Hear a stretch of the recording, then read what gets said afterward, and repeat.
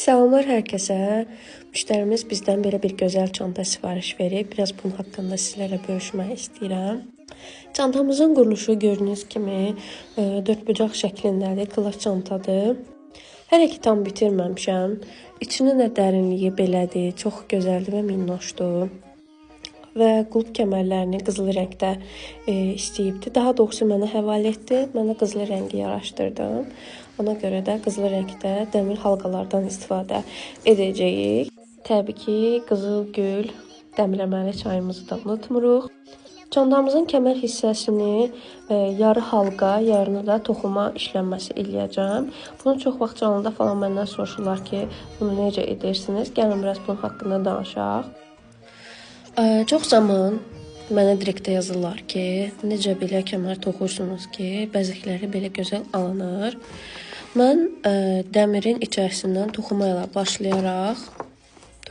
başlayaraq, toxuyaraq yəni belə gəlmişəm bir ilməkdən. Və görürsünüz ki, orta hissələrində belə gözəl xətlər salınıbdır. Bunun qaydasını sizə göstərmək istəyirəm.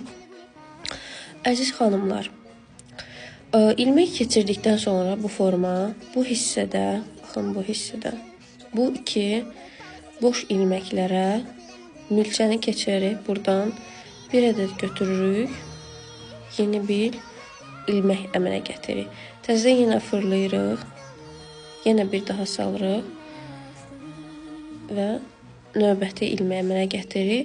Nəticə etibarıyla belə gözəl kəmərbənd əmələ gəlir.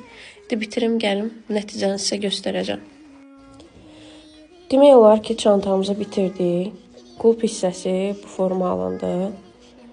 Duruşu çantanı demək olar ki, çox yaxşı tamamlayır. Tamamladıqdan sonra qalan hissəsini artıq belə kəmərbəndi kurçok vasitəsilə bağlayırıq. Bu çantalara kəmərbəndləri bu dəmirlər vasitəsilə bağlamaq daha əlverişlidir. Çünki halqaları fırlanır, 360 dərəcəlikdir, çox da yaxşıdır.